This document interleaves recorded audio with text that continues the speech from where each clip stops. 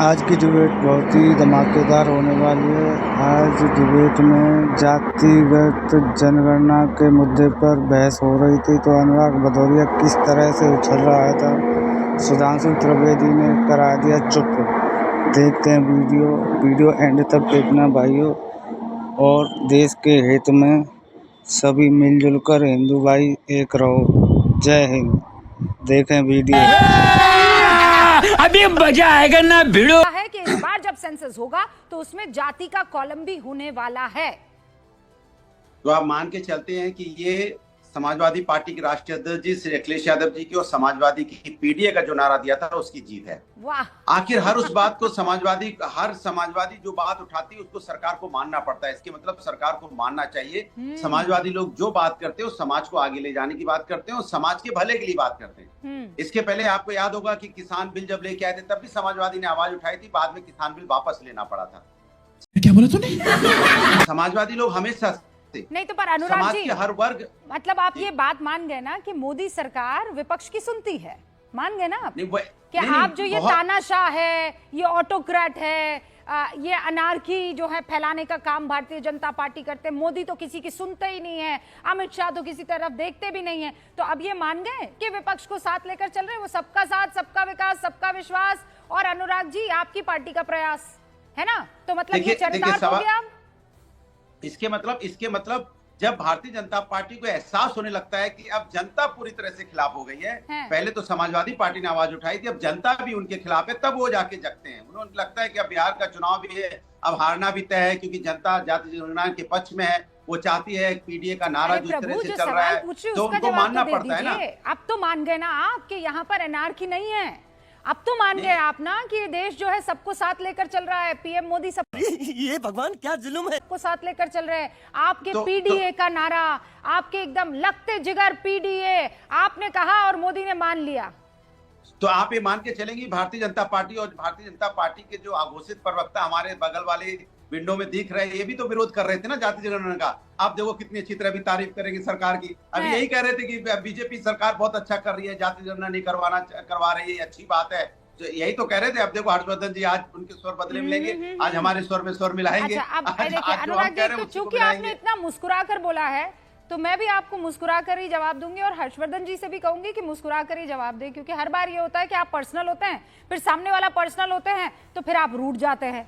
हम किसने बोला था? ले सुना क्या? ये भी मेरी गलती है। नहीं भाई मेरी गलती है। नहीं मेरी गलती है। नहीं बाबा नहीं मेरी गलती। हमारे यहाँ राजस्थान में कहते हैं, हमारे यहाँ राजस्थान में कहते हैं कि फिर क्या होता है कि घूंघट निकाल दिया जाता है कि जाओ अब मैं तुमसे बात नहीं करूंगी।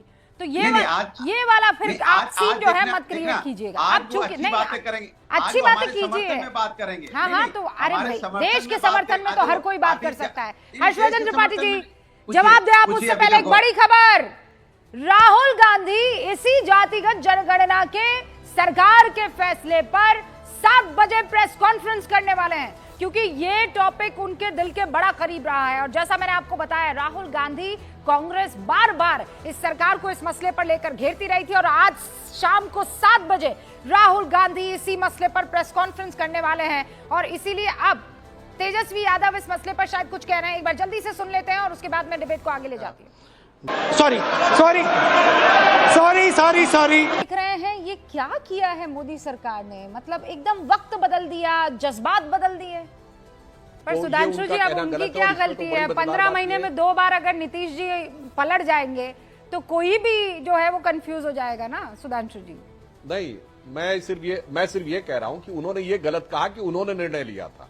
निर्णय जब हुआ तो उनका वो सरकार में थे ही नहीं। मगर अभी जो आज हुआ है तो मैं भदौरिया जी और विवेक श्रीवास्तव जी को पहले संबोधित करके एक पंक्ति कहना चाहूंगा, उसके बाद अपनी बात कहूंगा। इन दोनों के लिए कहूंगा कि न तुम ही मिले न मयस्सर तुम्हारी दीद हुई, न तुम ही मिले न मयस्सर तुम्हारी दीद हुई। तुम यही नहीं, अभी और सुनिए।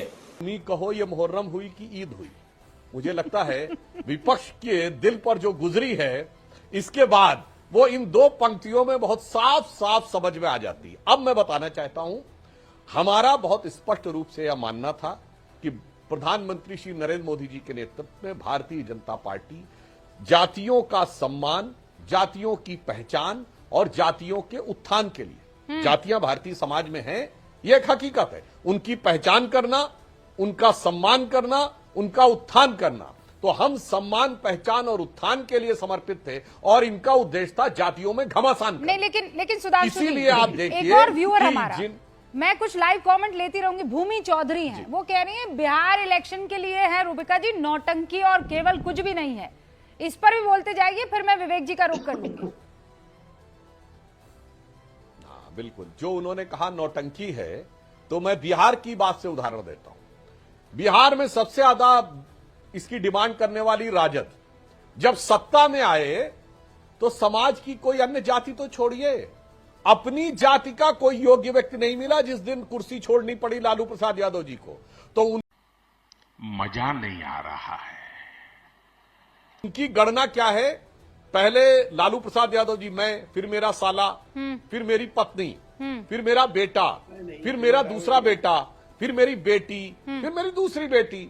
परिवार की गणना राजनीति में हो गई पूरी। अब वो परिवार की सत्ता बनी रहे, इसलिए कहो जातिगत जनगणना है जरूरी। मैं चुनौती करके कहता हूं, परिवार के बाहर एक व्यक्ति को सत्ता दी हो तो बताइए। आइए, कांग्रेस में माता सोनिया जी राज्यसभा में, भाई राहुल जी लोकसभा में, फिर बहन प्रियंका जी लोकसभा में। परिवार की गणना हो गई संसद में पूरी। अब परिवार बचा रहे, इसलिए कहो जातिगत जनगणना है जरूरी।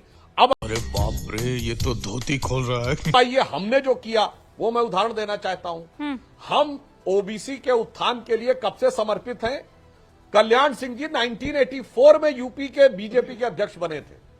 विनय कटियार जी 86 में बजरंग दल के प्रमुख बने थे जी। उमा भारती जी 1989 में सांसद बन गई थी। मैं चुनौती से पूछता हूं, 80 के दशक में दिखाइए कांग्रेस का कोई ओबीसी नेता जो कभी कांग्रेस का अध्यक्ष रहा हो। अब देखते हैं ना, 7 बजे राहुल गांधी, सुधांशु जी के भिन्न भिन्न लोगों को सीएम वो प्रेस कॉन्फ्रेंस करेंगे और देखते हैं कि वो वेलकमिंग इसे कहते हैं कि आपकी कोई चाल बताते हैं। हम इंतजार करेंगे, लेकिन खत्म, bye bye, tata, good bye, गया।